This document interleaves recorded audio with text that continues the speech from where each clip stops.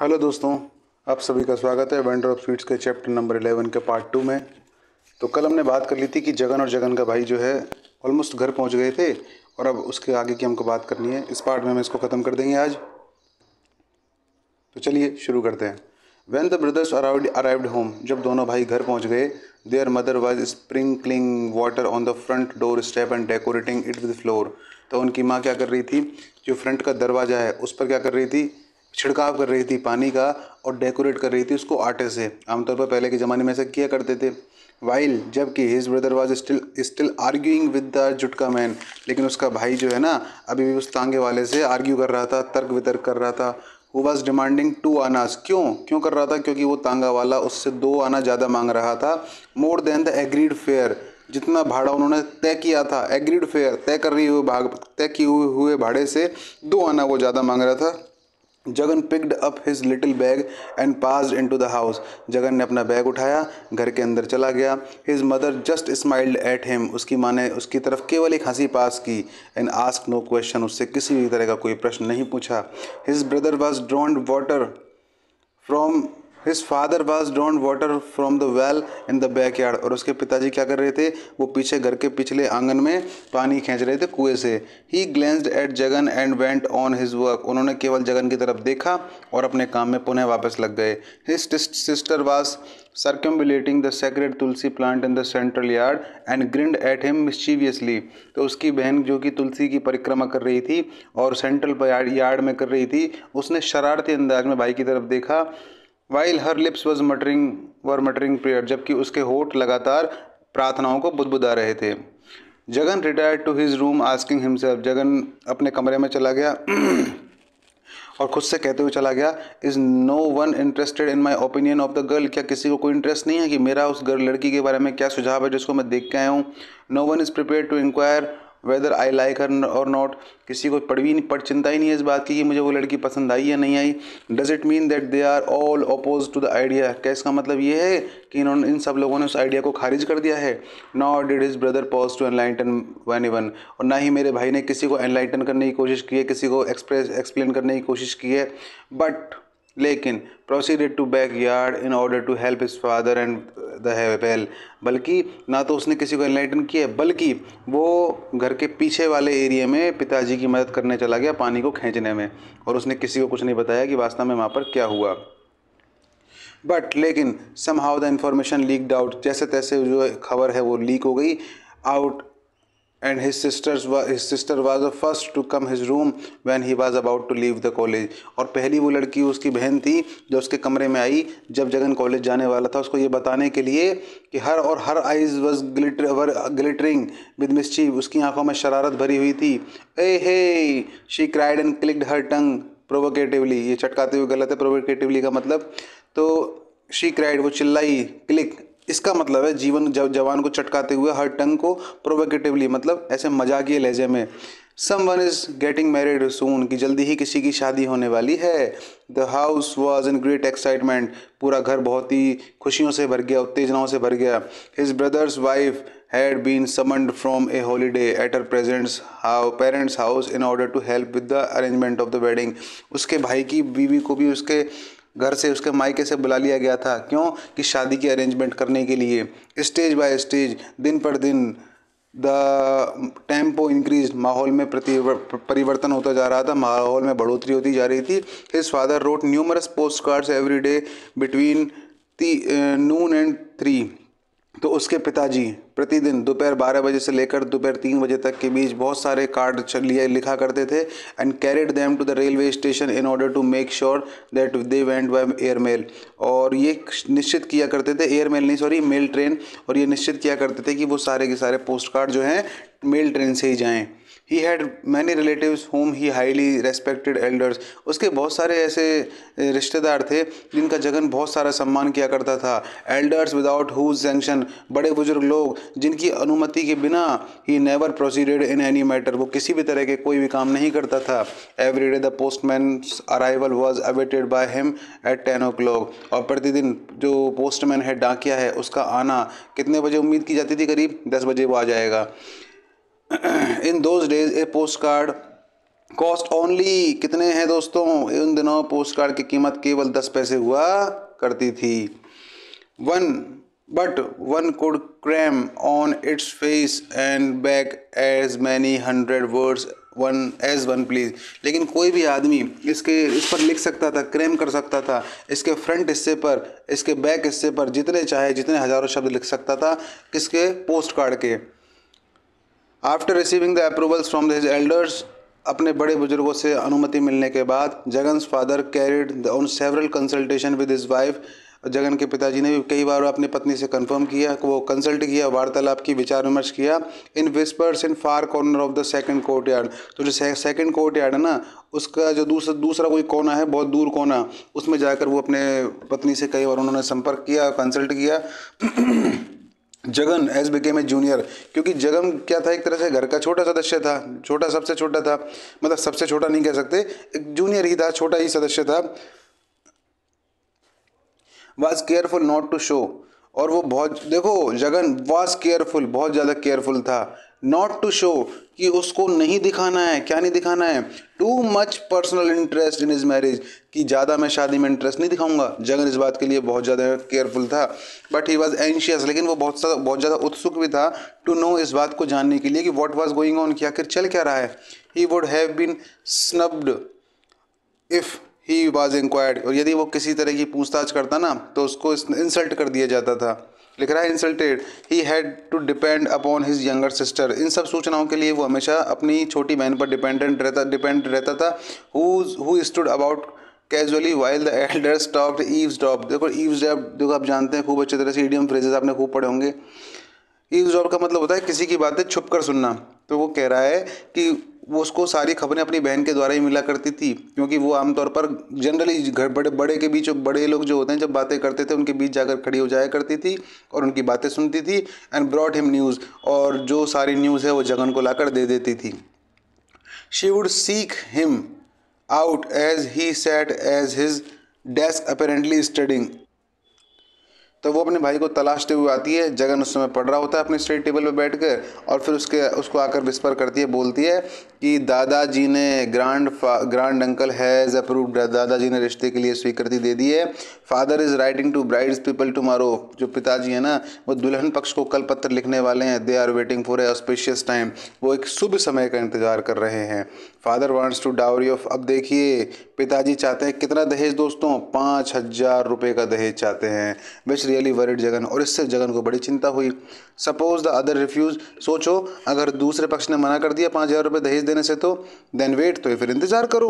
अब ये पूछता है अपनी बहन से, अगर दूसरों ने मना कर दिया तो, कि भाई नहीं देंगे वो दहेज, तो बहन बोलती है तो इंतजार करो फिर।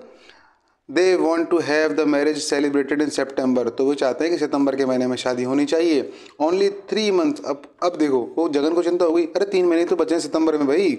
जगन फेल्ट स्कैर्ड, जगन बहुत डर गया at the thought of becoming a married man in 3 months, कि 3 महीने में वो एक शादीशुदा आदमी हो जाएगा। It was all right as long as one dreamed, कि भाई ये इट वॉज ऑल राइट, ये सब ठीक था, as long as one dreamed एक गर्ल, कि भाई हर आदमी एक लड़की का सपना तो देखो देखता ही है।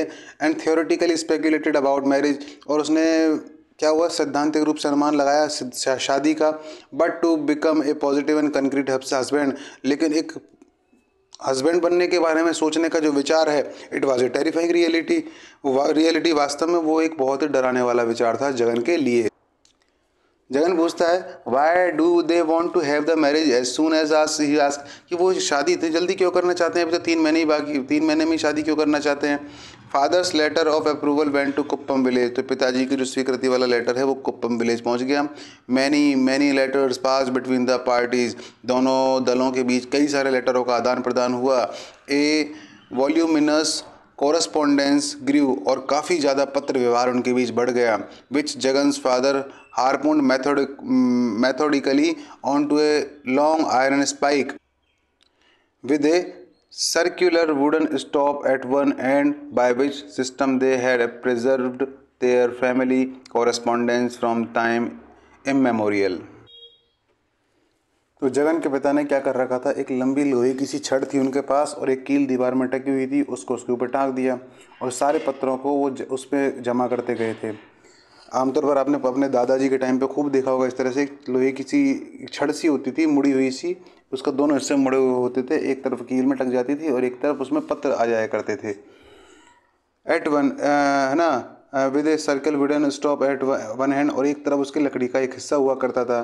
By which system they had preserved their families correspondence from time of immemorial, और उसमें क्या करते थे वो अपने परिवार के जो कॉरेस्पॉन्डेंस है, पत्राचार है, उन सभी को दिन पर दिन दर बदर प्रतिदिन सुरक्षित कर लिया करते थे।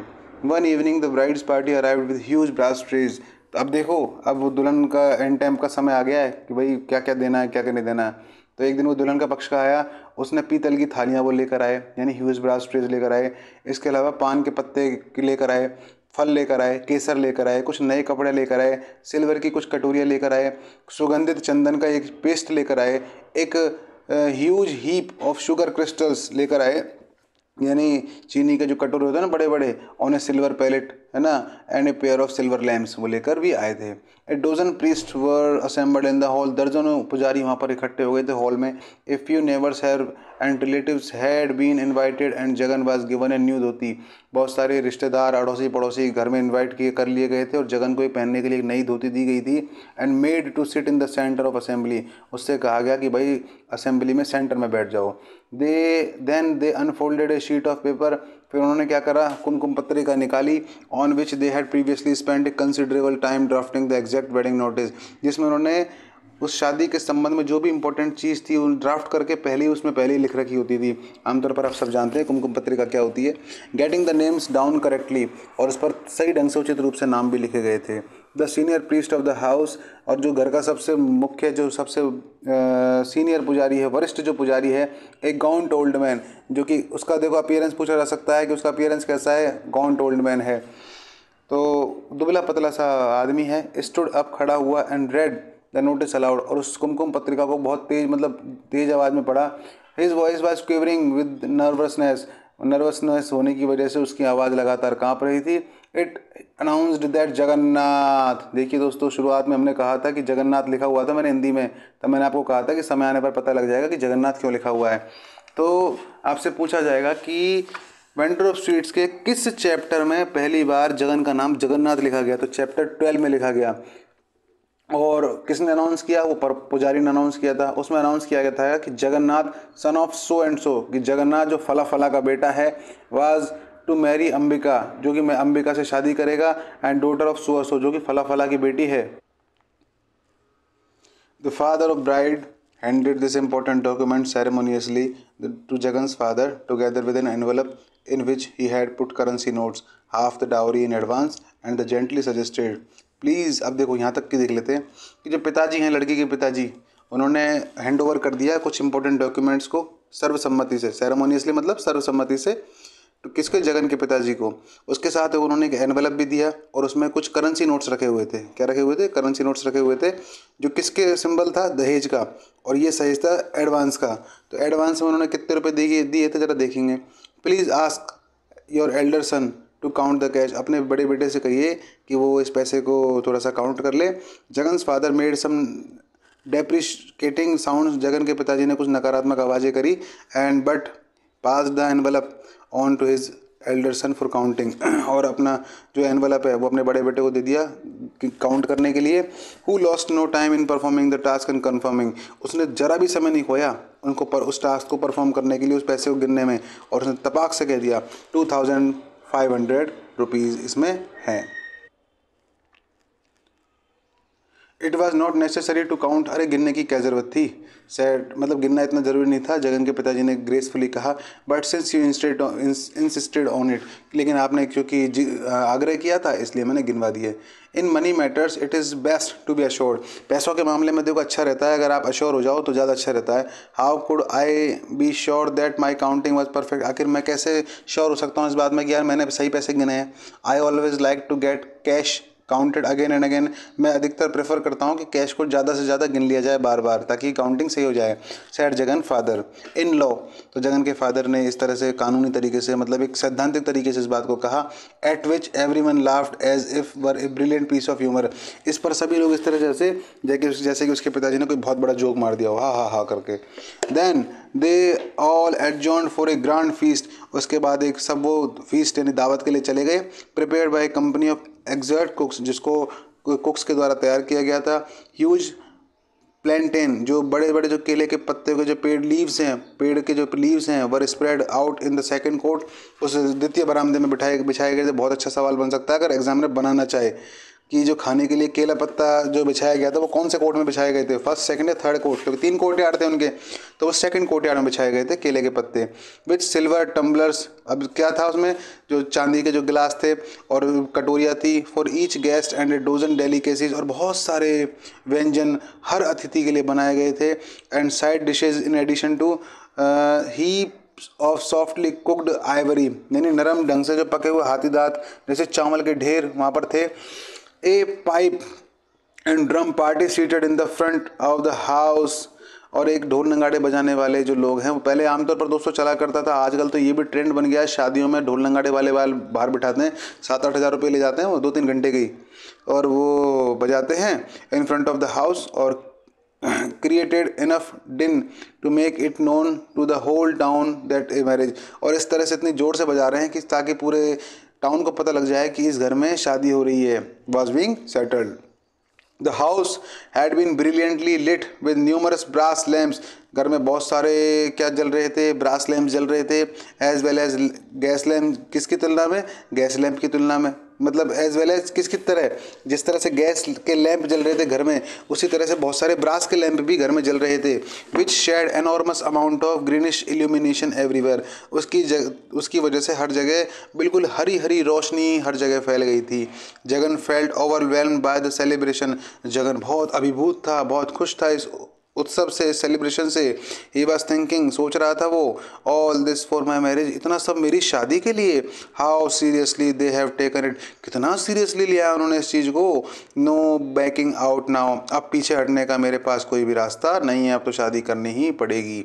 By the midnight train the bride's party were seen of, और मध्य रात्रि की जो ट्रेन थी उससे दुल्हन का पक्ष वापस चला गया अपने घर। व्हेन दे वर गोन, जब वो जा रहे थे, जगन मदर, जब वो चले गए तो Jagan's mother and her relatives, या रिलेटिव्स ही बोल सकते हो, आप रिलेशंस भी बोल सकते हो, relations went in lost no time in assessing the value of the clothes and silver left by them as parent, तो जैसे वो चले गए तो जगन के रिश्तेदारों ने बिल्कुल भी टाइम नहीं लगाया उनके कपड़ों के मूल्यों को आंकने में, उनके द्वारा जो उपहार लाए गए थे उनके मूल्यों को आंकने में, कौन सी चांदी कौन सा सोना सब वो लेकर बैठ गए जैसे ही दुल्हन का पक्ष चला गया। They were satisfied with the weight and design of the silverware, और वो सेटिस्फाई थे वास्तव में कि कितना अच्छा वजनदार उन्होंने सामान दिया है, कितने अच्छे उनके डिज़ाइन के उन्होंने बर्तन वगैरह जो भी उनके ऑर्नामेंट वगैरह थे सब बहुत अच्छा दिया है।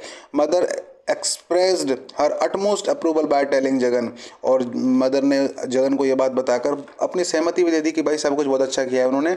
Your father in law is not a mean sort, कि तेरा जो ससुर है ना बिल्कुल भी कंजूस नहीं है जगन। सी देखो, how solid are all the present are, ये कितने अच्छे अच्छे उपहार उन्होंने दिए हैं। Jagan identifying himself with that family felt personally complimented, Jagan ने बहुत अच्छा अपने आप को ग्रेटिट्यूड महसूस किया इस तरह से, और आइडेंटिफाई किया उनको कि कितना शानदार परिवार वो रहा है, मतलब जगन को बड़ा प्राउड फील हो रहा है इस बात पे। The house were an appearance of extraordinary activity as September approach, सितंबर के आते आते ही घर में बहुत सारी असाधारण चहल पहल दिखने लगी। Jagan lost count of time, Jagan को तो समय का पता ही नहीं चला। His end of term examination were over, और इसके जो अंतिम अवधि की जो परीक्षा है ना वो भी समाप्त हो चुकी थी। And his father had permitted him to take time off from college and assist to people at home, और उसके पिताजी ने भी कह दी कि भाई कोई दिक्कत नहीं है, छुट्टी ले लो कॉलेज से, और उसको घर के लोगों में की मदद करने की उसको अनुमति भी दे दी। His mother was about saying, उसकी माँ कह रही थी इस बारे में, although we are the bridegroom party we can not spare ourselves, हालांकि हम जो है ना दूल्हे के पक्ष के लोग हैं लेकिन हम अपने आप को छोड़ नहीं सकते। They are things to do, ऐसी चीज़ें तो करनी ही है हमको। Clothes had to be choose, तो कुल मिला के काफ़ी सारा काम है ना करने के लिए, वही कह ही रहा है। दूल्हे के पक्ष के लोग हैं, इसको हम अपने आप को छोड़ नहीं सकते, करने के लिए बहुत सारा काम पड़ा है। Clothes had been to chosen for bride and others, तो क्या करना है, दुल्हन के लिए कपड़े लेने हैं और भी बहुत सारे हमको काम करने हैं।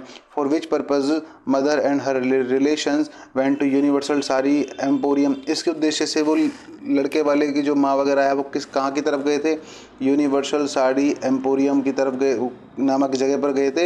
एंड स्पेंड 8 आवर्स, 8 घंटे लगा दिए उन्होंने शॉपिंग में। एट ए स्ट्रेच एग्जामिनिंग गोल्ड को उन्होंने देखा, फैब्रिक देखे, कपड़े देखे। एंड हंड्रेड्स ऑफ साड़ीज, हजारों मतलब तो सैकड़ों साड़ियाँ, हजारों नहीं सैकड़ों साड़ियाँ उन्होंने देखी। Jagan spent much time at his tailor shop, measuring himself to silk shirts and a dark suit. Somehow his mother and the others seemed keen that the bridegroom should appear in the dark suit during the wedding procession. Jagan ने भी जो दर्जी की दुकान थी उस पर अपनी रेशमी शर्ट, गहरे रंग का सूट, इन सभी के लिए और ख़ुद को नाप देने के लिए बहुत समय बिताया। और किसी तरह उसकी माँ और अन्य लोग इस सभी चीज़ के लिए बहुत उत्सुक थे कि दूल्हा शादी की बारात के दौरान गहरे रंग के सूट में दिखाई देना चाहिए। तो कैसा कॉम्प्लेक्शन चाहिए उनको, डार्क कॉम्प्लेक्शन चाहिए। Jagan would have preferred to be clad in his dhoti and jibba at all the times, Jagan हमेशा अपनी धोती और जिब्बा में रहना ही पसंद किया करता था। But he was forced by everyone to accept tweed suit, लेकिन हर किसी ने उसको मजबूर किया कि तुमको कैसा सूट पहनना है, ट्वीड सूट ही पहनना है। His elder brother was very vehement of the subject, having himself gone through it all some years ago। तो उसका जो बड़ा भाई है वो ये लेवलिन फवलिन पता नहीं क्या लिखा हुआ है, इसको छोड़ दो आप तो इसको लिख दो, मतलब फोर्सिंग मतलब बहुत ज़्यादा जोर डाल रहे थे ऑन द सब्जेक्ट। तो उसका भाई भी उसके ऊपर बहुत जोर डाल रहे थे सब्जेक्ट पर, that having himself gone through it all some years ago, क्योंकि वो भी अभी कुछ साल पहले ही इसी दौर से गुजरा था। कौन, जगन का भाई। He also took charge of printing of invitation cards and ran between truth printing and their home and prepared N elaborate list of address. तो उन्होंने भी निमंत्रण कार्ड की छपाई का कार्यभार संभाला था और ट्रुथ प्रिंटिंग और उनके घर के बीच दौड़ भाग कर जो जितने भी पते वगैरह हैं लोगों के उनकी एक विस्तृत सूची उसने तैयार की थी।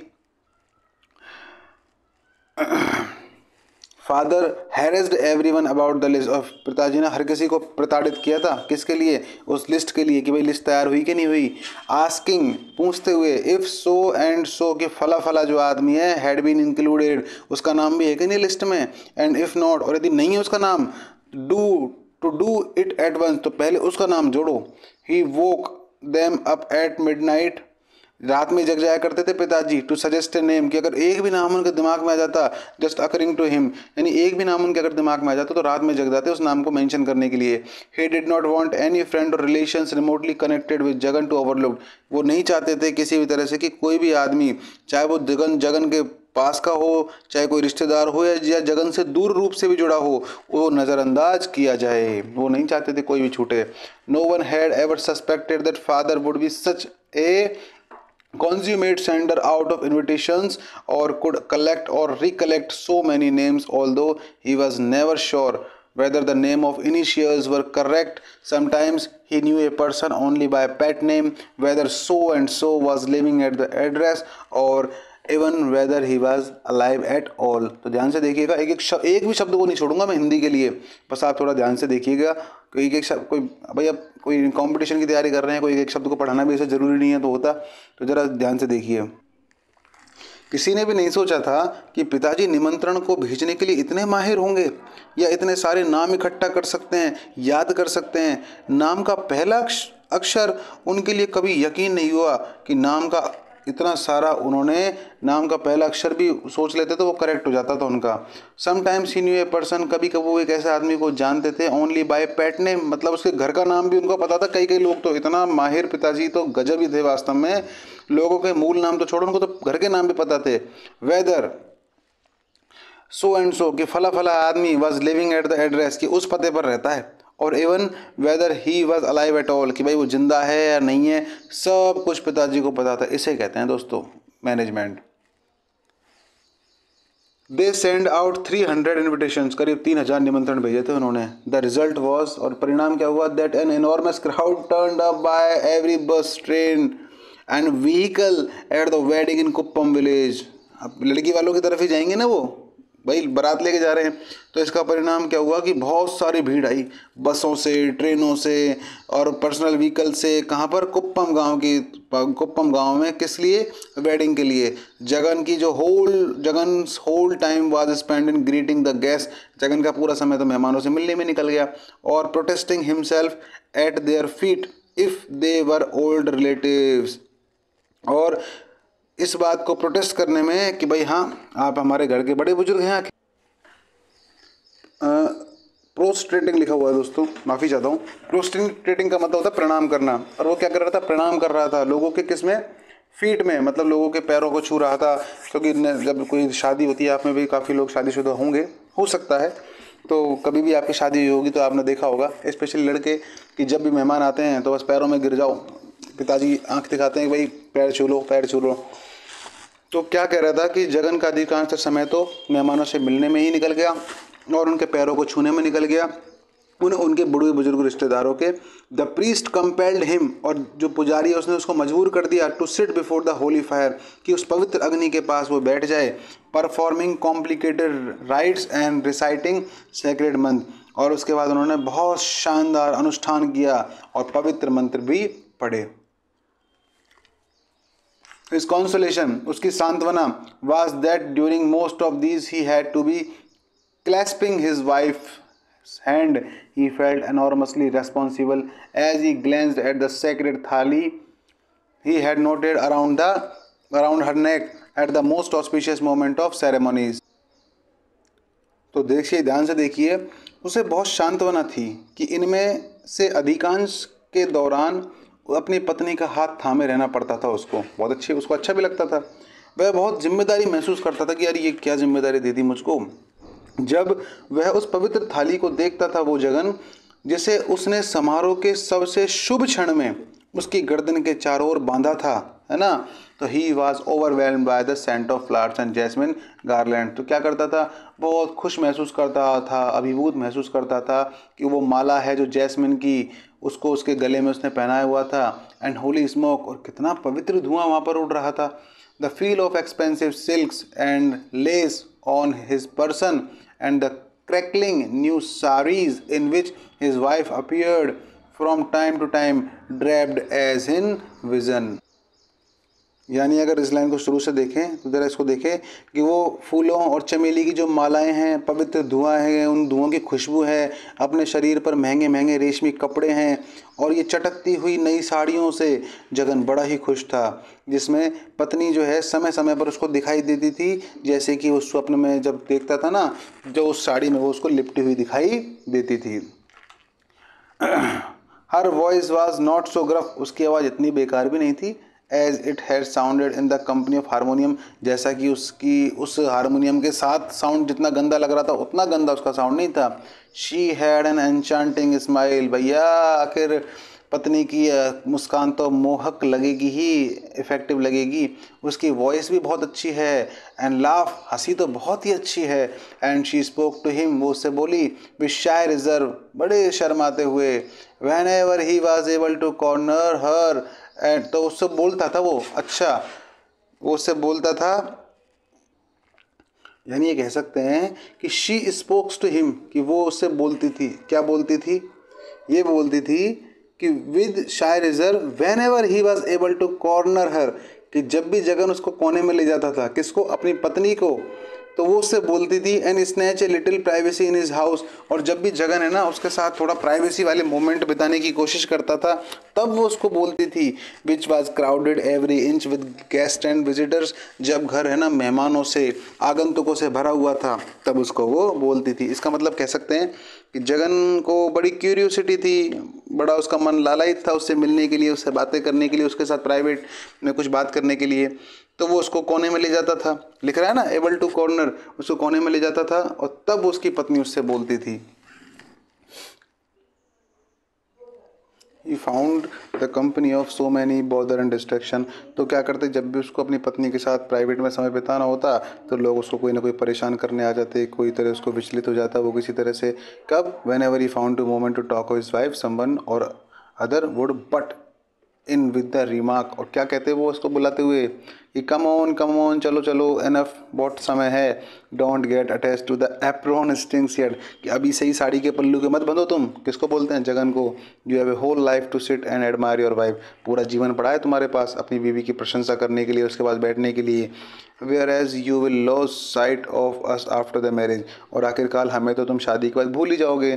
These were routine jokes and interruptions in any marriage party, और ये तो नॉर्मल जोक्स होते थे, व्यवधान होते थे शादी पार्टियों में, तो इतने मजाक चलते ही रहते हैं।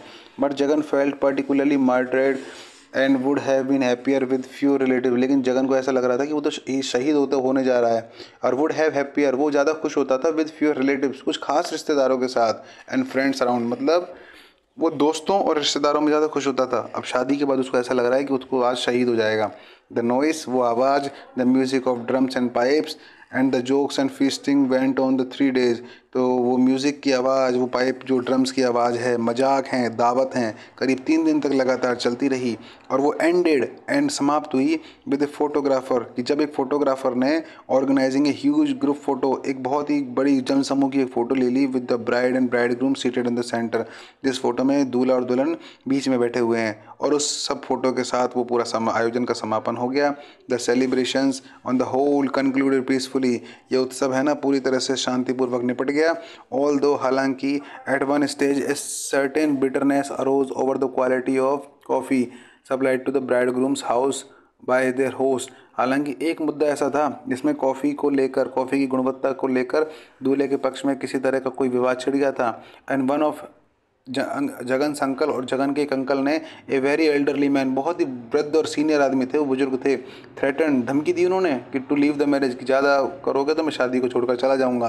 देयर वाज वन अदर एम्बेरेसमेंट, एक और वहाँ पर बड़ी गड़बड़ हो गई। On the night of the wedding feast, जिस दिन शादी थी और शादी की रात को जो दावत चल रही थी, someone who held the highest precedence in the family hierarchy, की एक आदमी जिसका बहुत उच्च दर्जा हुआ करता था परिवार में, और वो थे जगन के फादर के कज़िन, यानी जगन के कौन हो गए, चाचा हो गए या ताऊ जी हो गए, जो भी हो गए। इस 75 देखिए कितने साल के थे वो, 75 ईयर के आदमी थे वो, who had come all the way from Berhampur for the marriage, और वो बहरामपुर से आए थे किसके लिए? शादी के लिए। अब आपका पूछ लेगा ये सवाल कि बहरामपुर से किस आदमी का कनेक्शन था, तो जगन के फादर के बेटे का, जगन के फादर के कज़िन का, जगन के खुद के फादर का, या जगन के कज़िन का। तो आपको पता ना, जगन के फादर के कज़िन का, तो जगन फादर कज़िन का संबंध रहा है बहरामपुर से। बस गिवन ए हाफ टोन, अब उनको क्या किया गया दोस्तों, उनको दिया गया एक हाफ टोन बनाना, आधा फटा हुआ केले का पत्ता, क्या करने के लिए? डाइन करने के लिए, डिनर करने के लिए। तो अब ये भी एक बेइज्जती का काम हो गया है ना। एंड वाज सीटेड, और उनको बिठाया गया in the company of children, बच्चों की संगति में बिठा दिया उनको, instead of in the top row, मतलब जो सीनियर लोग हैं उन लोगों की टॉप रो जो है उसकी जगह उनको बच्चों के साथ बिठा दिया गया, और उनको केले का पत्ता जो था वो भी फटा हुआ दिया गया खाने के लिए। This threaten to develop into a first class crisis, और ये जो है ना एक प्रथम श्रेणी के समस्या में तब्दील हो गया। बट लेकिन the girl's father openly apologize the slip, लेकिन लड़की के पिता ने खुले हाथ से माफ़ी मांगकर ऑल वाज फॉरगॉटन, उसके लिए माफ़ी मांगी और सब कुछ भुला दिया गया। तो मतलब कुल मिलाकर कई बार देखो शांति से काम निकल जाता है, तो लड़की अंबिका के पिताजी ने भी बहुत अच्छा दिमाग लगाया कि भाई ठीक है माफ़ी मांग लो और बात खत्म। और माफ़ी मांग लेता है आदमी तो फिर बाकी लोग भी कहते हैं ठीक है ना यार, उसने माफ़ी मांग ली ना, अब क्या नाटकबाजी लगा रखी है। तो वो बात ख़त्म करने का बहुत अच्छा तरीका है। Something that upset all the work women folk, और जितना भी वो कुछ ऐसी चीज़ जिसने सारे महिलाओं के समूह को उन्होंने क्या कर दिया, अपसेट कर दिया, ऑफ द ब्राइडग्रूम्स पार्टी, कौन से पक्ष को? दूल्हे के पक्ष को। वाज दैट, वो क्या चीज़ थी जिसने दूल्हे के पक्ष को अपसेट किया? The bride was not provided with the gold waist belt. ये देखो ये बहुत कमाल का बिंदु है जिसमें अंबिका और अंबिका की सास के बीच आगे तक तकरार चलती रहेगी कि उन्होंने कहा तो था कि गोल्ड यानी सोने की कमर की बेल्ट देंगे, लेकिन उन्होंने दी नहीं है सामान में। दैट हैड बीन प्रॉमिस्ड, क्योंकि इसका वादा किया गया था कि वो देंगे। When the original list of jewellery was drown up, कि जब मूल लिस्ट लिखी गई थी ना, ओरिजिनल लिस्ट लिखी गई थी सामान की, भाई क्या क्या सामान देंगे, उसमें तो लिखा हो गया है कि कमर की बेल्ट देंगे, उन्होंने दी नहीं है। When the piece was finally delivered, और जब जो अंतिम रूप से जब ये चीज़ें डिलीवर की गई थी, it was found to be made not of one gold sheet but in number of little gold bars intervened and intertwined with silk cords. और जब ये प्रोवाइड की गई थी तो उन्होंने क्या देखा कि यार ये तो सोने के पतले पतले शीटों से बनी हुई है और इनमें सोने के तार भी नहीं है, इनको तो वो धागे वाले तारों से आपस में कनेक्ट किया हुआ है। तो इसका मतलब वो क्या कर रहे हैं, वो अपने साथ धोखेबाजी कर रहे हैं। द वुमेन फेल्ट, तो औरतों ने महसूस किया, that this was downright cheating, ये तो सरासर चीटिंग है। They are saving the gold, वो सोना बचा रहे हैं। दे कमेंटेड एंग्रीली, उन्होंने गुस्से में कहा। They would have been gone to the extent of stopping the marriage, ये शादी जल्दी ही हमको रोकनी होगी। बट फॉर द फैक्ट, लेकिन बात ये है, that Jagan did not approve of all his hullabaloo जो भी है, लेकिन जगन ने इस शोरगुल को करने से मना कर दिया ओवर ए गोल्ड बेल्ट, कि एक यार सोने की बेल्ट के लिए तुम इस तरह की हरकतें कर रहे हो यार, अच्छा नहीं लगता। एक्सप्लेनिंग टू हिज मदर्स, उसकी मदर अपनी माँ को एक्सप्लेन करते हुए, this is the latest fashion. अब देखिए, आप जब मूवी देखेंगे दोस्तों तो आप देखेंगे इस चीज़ में जगन ने कहा है कि आजकल लेटेस्ट फैशन है, लड़कियाँ इतना भारी सोना नहीं पहनती हैं। तो देखो अपनी पत्नी से पहले ही कितना प्यार करता है स्टार्टिंग में, कि उसकी पत्नी को की बात को उसके ससुराल के द्वारा की गई गलती को वो कवर करने की कोशिश कर रहा है। तो वो बोलता है Jagan, this is the latest fashion, ये आजकल का फैशन है। Now it is the girl do not want to be weighed down with all the massive gold, आजकल की लड़कियां अपने आप में इतना सारा सोना नहीं पहनती हैं क्योंकि उनको बहुत ज़्यादा भार लगता है। एट विच, जिस पर they became very critical of him, जो औरतें हैं ना वो बड़ी गुस्सा हो गई, उसकी निंदा करने लगी जगन की। सेइंग, और कह रही थी वो औरतें, that he had already been hand packed, कि ये तो पहले से गुलाम बन गया है लड़की वालों का। And was already an unpaid advocate, और ये तो एक ऐसा एडवोकेट है जिसको पे करने की ज़रूरत भी नहीं है फॉर हिज वाइफ्स फैमिली। और ये एडवोकेट जो है ये एडवोकेसी का काम करेगा अपनी पत्नी के परिवार वालों के लिए, वो भी बिना पैसे लिए। तो किसको आपके सरकास्टिकली एडवोकेट की संज्ञा दी गई थी इस पूरे प्ले में, तो वो दी गई थी जगन को, ठीक है ना, ये ध्यान रखने की बात है। किसकी संज्ञा दी गई थी, एडवोकेट, और एडवोकेट कैसा है, वो अनपेड, ठीक है ना, okay. Even his brother manage to take him aside during this crisis and say, इस सारे हाहुल्लड़ के दौरान जो है ना जगन का भाई आया और वो उसको लेकर गया और बोलता है, don't make a fool yourself so soon, अपने आप को इतना जल्दी मूर्ख मत ठहराओ। Why don't you leave these problems for woman folk to discuss in the way they want, तुम इस सब चीज़ों को औरतों के लिए क्यों नहीं छोड़ देते, वो जिस तरह से चाहे डिस्कस कर लेंगी, तुम्हें क्या पढ़ना है इसमें बीच में। जगन हैड टेमरिटी टू रिप्लाई, लेकिन जगन को तो हिम्मत थी, उसके अंदर उतावलापन था उसमें इस चीज़ को करने के लिए। इट इज़ बिकॉज, वो इसलिए, और फिर जगन कहता है, इट इज़ बिकॉज, मैं ऐसा इसलिए कह रहा हूँ, ये इसलिए है, they are criticising my wife poor girl, बेचारी वो लड़की जो कि मेरी वाइफ बनने वाली है उसकी निंदा कर रही है वो।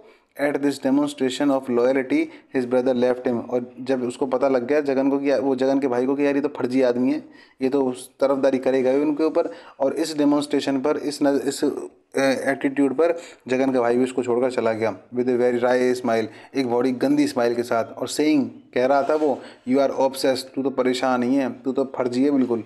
It is no use talking to you, तेरे से बात करने का कोई भी फ़ायदा नहीं है।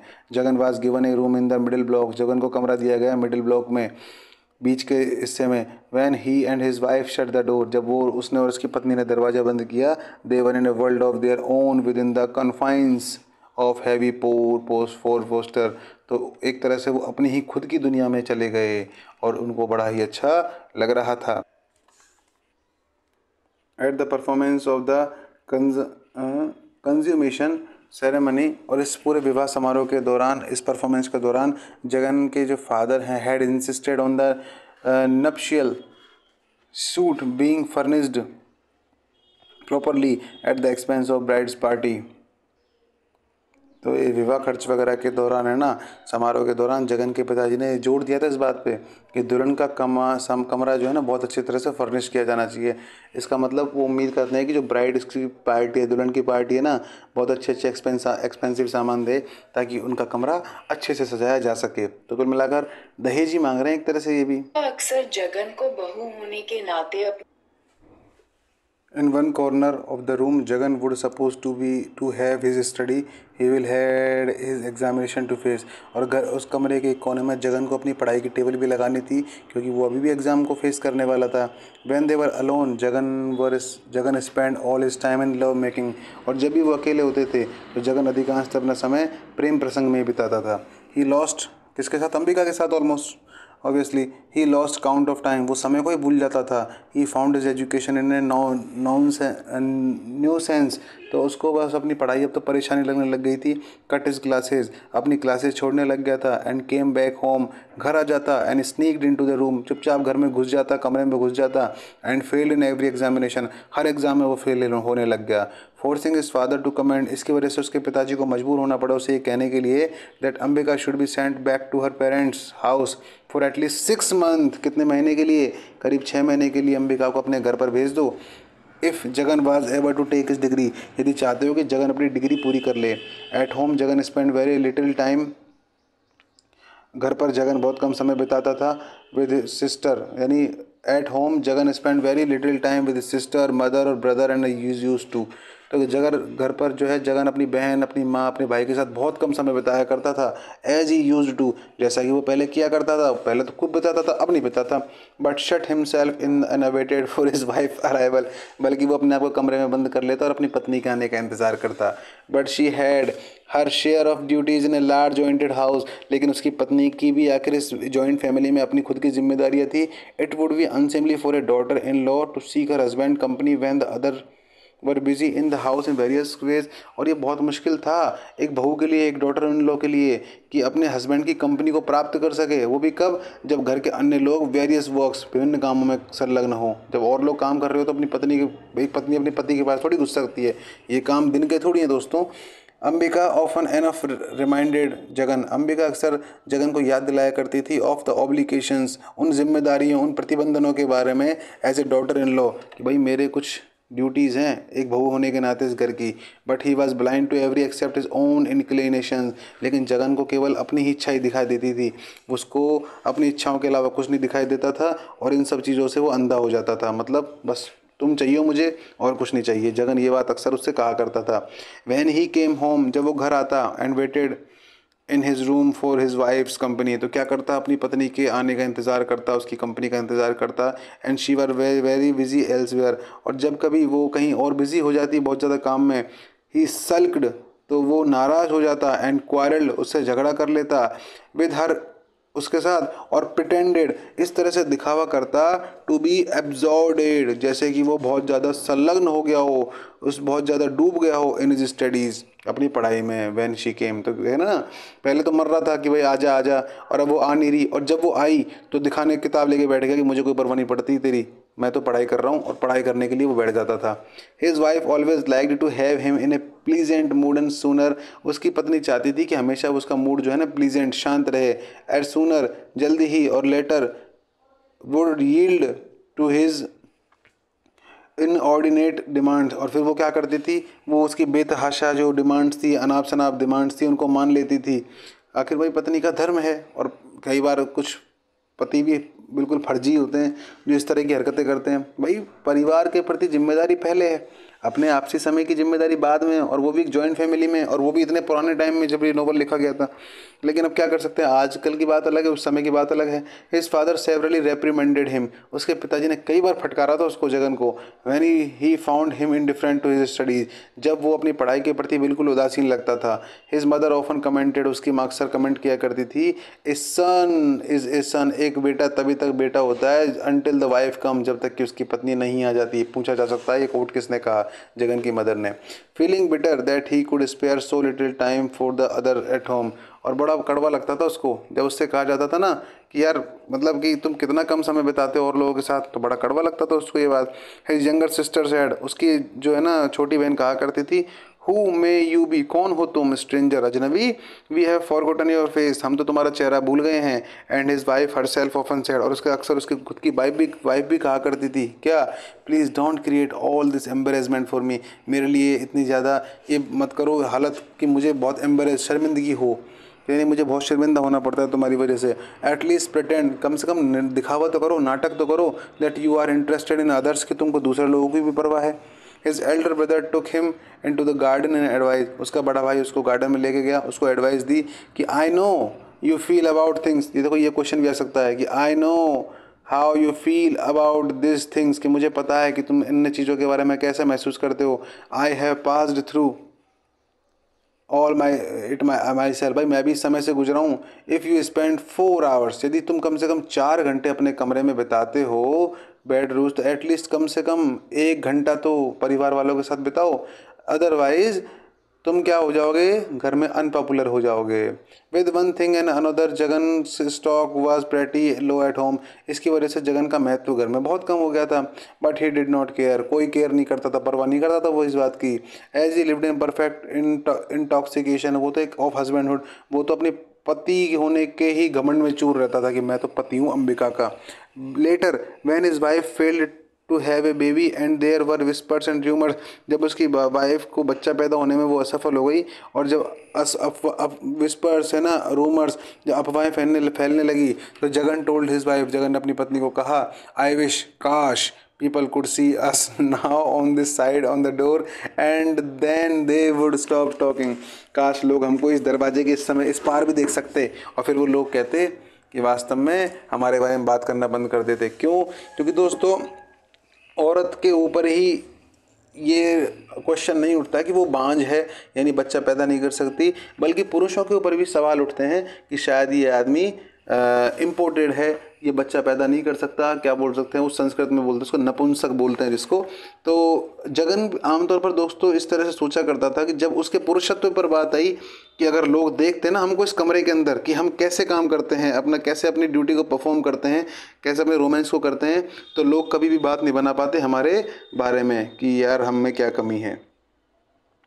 अब देखो, ऐसा कौन चाहेगा बताओ इस चीज़ को जो जगन कह रहा है कि कोई आदमी अपने हस्बैंड वाइफ के प्राइवेट मोमेंट्स को कोई देखे, कोई चाहता है कि इस बात को, और वो इस तरह की चीज़ें सोचता है तो बिल्कुल ही बेवकूफ़ Jagan. Despite all this bragging, there was no outside proof of his manhood, कि मतलब इतनी डींगे मारने के बाद भी वहाँ कोई ऐसा प्रूफ नहीं था जिससे जगन की पुरुषत्व यानी मर्दानगी पर कोई सवाल ना उठे और वो अपनी मर्दानगी का सबूत दे पाए। They had been married almost 10 years, करीब 10 साल हो गए थे दोस्तों उनको शादी किए हुए। And he had failed repeatedly in the intermediate, जगह लगातार इंटरमीडिएट में फेल हो रहा था। And now Fehling in the BA class, और अब तो वो BA की क्लास में भी फेल हो रहा था। And still there was no sign of a child in the house, और घर में किसी बच्चे के होने का कोई संकेत भी नहीं था। His brother and had moved of Vinayak street, उसका भाई जो कि विनायक स्ट्रीट की तरफ मूव कर गया था with his entire family which had become a quite crowd now, उसके तो काफ़ी सारे बच्चे हैं, है ना, उसके पास तो काफ़ी सारे बच्चे हैं। His sister was married and had gone to husband house, उसकी बहन की भी शादी हो गई थी और वो भी अपने पति के घर चली गई थी। The big house had become silent, अब ये बहुत बड़ा घर जो था बिल्कुल शांत हो गया। And people began to notice how empty it was, लोगों ने नोटिस करना चालू किया कि ये घर कितना खाली हो गया है। जगन की जो मदर है उसने ग्रम्बल करना चालू किया, ताना मारना चालू किया कि यहाँ पर घर में कोई भी चिल्ड्रन नहीं है एट होम पर, और ये ज़्यादा एक तरह से बहुत ज़्यादा स्टिकी था, बहुत ज़्यादा डंडे मारने के बराबर था। किसको? एक बहू को, कि भाई अब सास कहती रही कि घर में कोई बच्चा नहीं है, तो एक तरह से बहू को ताना मार रही है, बहू को डंडा मार रही है इस बात को लेकर। व्हेन शी टायर्ड, जब वो थक जाया करती थी, when she tired with house work, जब वो घर के कामों से थक जाया करती थी, सच जैसे कि वॉशिंग करना, साफ़ सफाई, स्क्रबिंग करना, फ्लोर को साफ़ करना और पूरे घर को, तो शी वेंट अबाउट मटरिंग, तो उसकी जो माँ है ना वो बोलती रहती थी ऑल, अब देखिए यहाँ है कलेश का टाइम, कि all one ask of a girl, कि भाई किसी लड़की से आखिर पूछा ही क्या जाता है, is that she had at least bring some child, कम से कम वो बच्चा तो पैदा करे। कोई क्या मांगता है लड़की से? एक बच्चा ही तो मांगता है। इन टू हाउस, है ना, as a normal person should, no one, और आमतौर पर एक आदमी जो साधारण आदमी है वो इस तरह के काम करता है, बच्चे पैदा तो करता ही है। No one is asking for gold and silver, ये हो गया कलेश का कारण, कि भाई आखिर कोई भी आदमी जो है ना, कोई सोना चांदी तो मांग नहीं रहा है। अब आ गई वही बात सोने की बेल्ट वाली, जो शादी में उन्होंने जो बेल्ट में जो हेरा फेरी करी थी, बेल्ट नहीं दी थी सोने की लेकिन तय करी थी लिस्ट में, आ गई वही बात कि भाई कोई सोना चांदी की बेल्ट की बात तो कर नहीं रहे। One may get cheated with the regarded gold belt even, कि भाई हम कोई गोल्ड बेल्ट थोड़ी मांग रहे हैं किसी तरह से कि भाई किसी चीज़ पर चीटिंग हो जाए। अब वही मायके पे आग लग, मायके की बात आ गई तो देखो पत्नी भड़केगी। Why can't a girl bear child as a million others in the world do, जैसा कि संसार में बहुत लोग बच्चे पैदा करते हैं, आखिर एक औरत बच्चा पैदा क्यों नहीं कर सकती। All this was heard by the daughter in law scrubbing another part of the floor, और जब अंबिका घर के दूसरे हिस्से की साफ सफाई कर रही थी तो उस डॉटर इन लॉ, उस बहू के द्वारा, अंबिका के द्वारा इस सब चीज़ को सुन लिया गया। She went on with her work, वो फिर भी अपना काम करती रही, विदाउट रिप्लाइंग, बिना जवाब दिए, and took it out on Jagan, और सारा गुस्सा जगन पर निकाल दी। When the door shut on them for the night, और जब है ना रात को दरवाज़ा बंद हो जाता था, सारा गुस्सा किस पर निकालती थी, जगन पर। Sometimes she treated it as a joke, कभी कभी तो वो उसको एक जोक की तरह ले लिया करती। एज दे सेड, जब वो बैठा करते थे, बातचीत करते थे, he with his BA text before him, तो जगन तो अपनी बीए की टेक्स्ट बुक लेकर बैठ जाया करता था। And she on the edge of the table, और वो अब टेबल के किनारे पर बैठ जाया करती थी। विद हर लेग्स स्वेलिंग, अपने पैरों को हिलाते हुए। आई ड्रेड, मुझे डर लगता है, द मंथली पीरियड्स, कि अब जो मेरे पीरियड्स आ रहे हैं ना इन दिनों, उनसे भी मुझे डर लगता है। दे विल स्टार्ट कमेंटिंग, और इस तरह से वो कि भाई लोग मुझ पर क्या करेंगे, ताने करेंगे। आगे कह रहा है कि why don't you pretend as some modern girls, तुम ये क्या बताओ, ये मॉडर्न लड़कियों की तरह क्यों प्रिटेंड नहीं करती हो। Do that you are not in the mouth, है ना, क्या तुम्हारे मुंह में कुछ शब्द नहीं है क्या। ये you are not in mouth का मतलब ये नहीं है कि, इसका मतलब ये है कि तुम ऐसे क्यों प्रिटेंड नहीं करती हो कि जैसे तुम्हें पीरियड नहीं आ रहे हैं। मतलब तुम ऐसे दिखाओ, भाई लोगों को लगेगा कि तुम्हें पीरियड आ रहे हैं, इसका मतलब बच्चा नहीं लगा है अभी तक, तो तुम इस तरह से दिखाओ कि तुम्हें पीरियड आ गए हैं, तो लोगों को कोई बात करने का मौका नहीं मिलेगा। हालांकि देखो ये कितना तुच्छ आइडिया है उसका, क्योंकि अगर पीरियड्स रुकते हैं तो देखो बच्चा भी 9 महीने बाद आएगा। लेकिन जगन को बस बोलने से मतलब था, बस वो कुछ भी बोल जाता था, उसको अकल ही नहीं थी कि वो क्या बोलना है। तो दोबारा से देखिए, वाई डोंट यू प्रिटेंड, तुम इस तरह से दिखावा क्यों नहीं करती हो, as some modern girls do, जैसा कि आजकल की लड़कियां करती हैं। You are not in the month, कि तुम अभी मंथ में नहीं हो, तुम्हारा पीरियड अभी नहीं आया है। But that was a frivolous suggestion, लेकिन एक बहुत ही तुच्छ आइडिया था। In an orthodox household, एक पौराणिक परिवारों में, with the pujas and gods, a menstruating women had to isolate herself, क्यों, क्योंकि जो पुराने रूढ़िवादी परिवार है ना, उनमें जब किसी महिला को पीरियड आ जाता है तो वो उसको पूजा नहीं करने दी जाती, उसको भगवान के पास नहीं जाने दिया जाता, और उस वुमन को जो है आइसोलेट, अकेला रखा जाता है। कब तक, as the emanations from her persons were supposed to create a sort of magnetic defilement, क्योंकि ऐसा लगता था कि जो मटेरियल पीरियड्स के दौरान उत्सर्जित हो रहा है उसमें कोई चुंबकत्व अशुद्धता मौजूद है, इसीलिए उसको भगवान के पास नहीं जाने दिया जाता था, ना ही उनको किचन में काम करने दिया जाता था, यहाँ तक कि उनको घर के बाहर एक अलग हिस्सा बना दिया जाता था, और 3 दिनों के लिए उनको वहीं पर रखा जाता था। दोस्तों बड़ी ही कैसी हरकतें हैं, चलो ये देखो आज के ज़माने में, लेकिन आज के ज़माने में भी कहीं कहीं तो रूढ़िवादी इस तरह हैं गाँवों के माहौल में कि अभी भी ऐसा ही चल रहा है। खैर हमारा वो मैटर नहीं है, हम अपने मुद्दे पर आते हैं। She was fed in far corner of the house and was unable to move about freely, कि मतलब घर के बाहर एक बिल्कुल दूसरे कोने में उसको टिका दिया जाता था, रख दिया जाता था, और उसको कहीं भी घर में घूमने की आज़ादी नहीं थी, freely. Jagan was very irritated and cried, Jagan बहुत चिढ़ जाता था इस बात से, चिल्लाता था। Are they not satisfied with the children, कि वो जो मेरे माता पिता हैं ना, वो संतुष्ट नहीं है क्या बच्चों से, कि my brother has provided enough children, मेरे भाई ने पर्याप्त बच्चे पैदा कर रखे हैं, for several houses and many, कि मतलब इतने बच्चे पैदा कर रखे हैं कि वो कई घरों का काम हो जाता है उसके बच्चों के, मतलब काफ़ी सारे बच्चे पैदा कर रखे होंगे उसके भाई ने। And my sister had begun in the true tradition with 3 children, और मेरे जो बहन है ना उसने भी जो पारिवारिक जो परंपरा है उसको बिल्कुल ढंग से निभा दिया है, उसके भी 3 बच्चे हैं, और कितने साल में, 4 साल में उसने भी 3 बच्चे पैदा कर दिए हैं। Why can't they satisfied with the state of affairs as they are now, तो इस सब चीज़ से वो संतुष्ट क्यों नहीं हो पा रहे हैं, क्यों संतुष्ट नहीं हो रहे हैं, बच्चे लगा रखे जो उन्होंने। बिकॉज अब तो जगन अंबिका कह रही है, because your mother would have nothing to comment, क्योंकि फिर of it if we had a child, तो वो कह रही है कि अगर हमको बच्चा हो जाएगा ना तो तुम्हारी माँ को ताना देने के लिए कुछ बचेगा ही नहीं, इसलिए वो कह रही है इस बात को। अंबिका ने सजेस्ट किया और फिर वो मम्मल बड़बड़ाई, as far as our family is concerned, कि जहाँ तक कि हमारी फैमिली की बात है ना, all my sisters have many children, मेरी बहनों के कई बच्चे हैं, मेरी मदर और तुम्हारी माँ का जो है ना, योर मदर्स इंसिनुएशन, तुम्हारी मम्मी का जो है आरोप है, that I am a fertile, कि मैं क्या हूँ, बांझ हूँ, आई एम इनफर्टाइल, मैं क्या हूँ, बांझ हूँ। Jagan at once rushed into a defence of his own family, और जैसे ही अंबिका ने ये बात कही तो जगन ने डिफेंसिव होकर कहा अपने परिवार का समर्थन देने के लिए कि ऑन आवर साइड, कि हमारी तरफ से भी, टू देयर कैन बी मिसगिविंग्स, कोई भी गलतफहमी नहीं हो सकती है ना। डू यू नो, तुम्हें पता है, there is a group photo in my grandmother and the centre.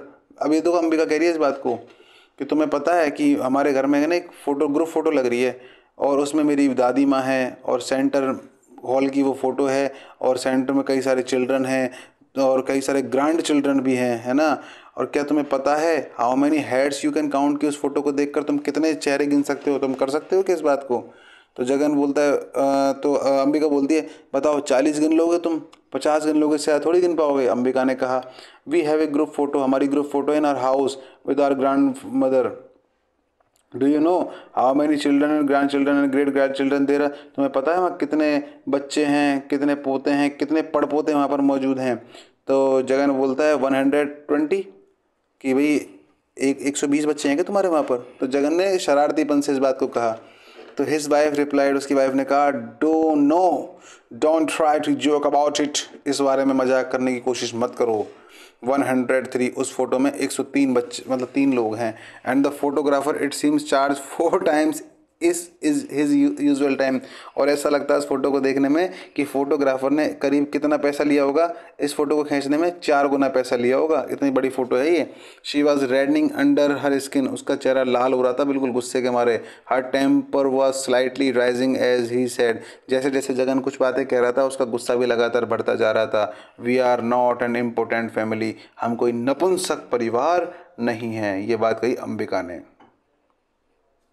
इस पर जो जगन है ना, जगन चिढ़ गया और अपने सजेशन के दौरान उसने ऐसे ऊपर उठकर देखा, और उस दौरान वो अपनी किताब में झांक रहा था तो उसने किताब में से ऊपर उठकर देखा और वो बहुत ज़्यादा व्याकुल हो गया उस बात को देखते हुए, लेकिन उसके पास कोई आंसर नहीं था देने के लिए।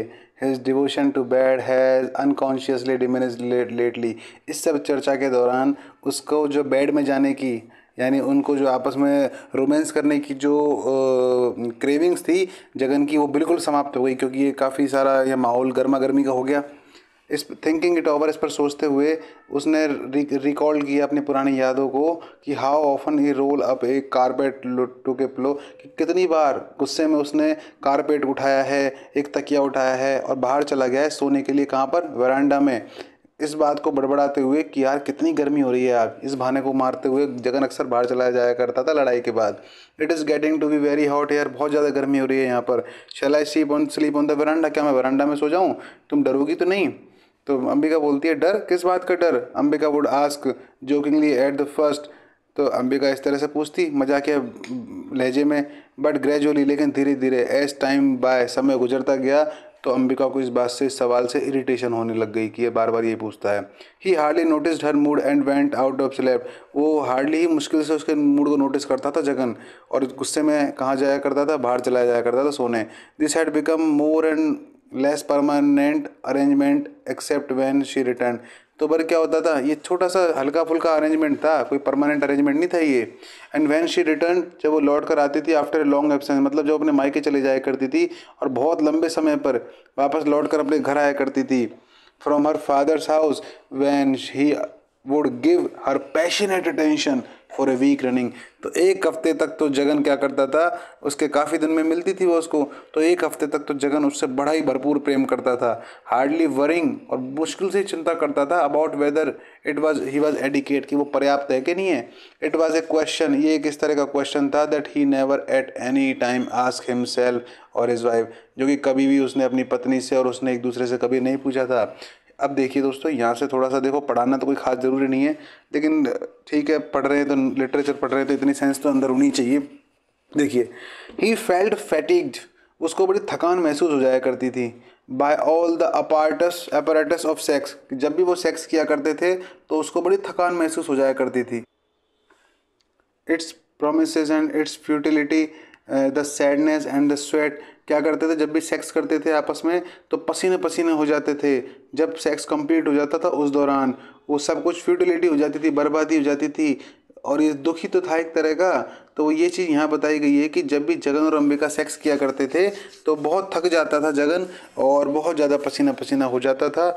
मोर ओवर, इसके अलावा he had read in a book, उसने कहीं ना कहीं एक बुक में पढ़ा था that nature had never meant sex, कि नेचर ने कभी भी सेक्स को उद्देश्य बनाया ही नहीं है to be anything more than a means to propagation, बस उसने तो बस एक माध्यम बनाया है क्या प्रसार करने का कि प्रजातियों को पैदा करने का। बस नेचर ने सेक्स को एंजॉय के लिए नहीं बल्कि बस अपने बच्चों को बढ़ाने के लिए और अपनी पीढ़ी को आगे बढ़ाने के लिए एक माध्यम बनाया है। आगे वो कहता है that 1 drop of white blood was equal to 40 drops of red blood, कि जो वाइट ब्लड है ना, सीमन वीर्य जो है, इसके एक बूंद की कीमत मनुष्य के रक्त की 40 बूंदों के बराबर होती है।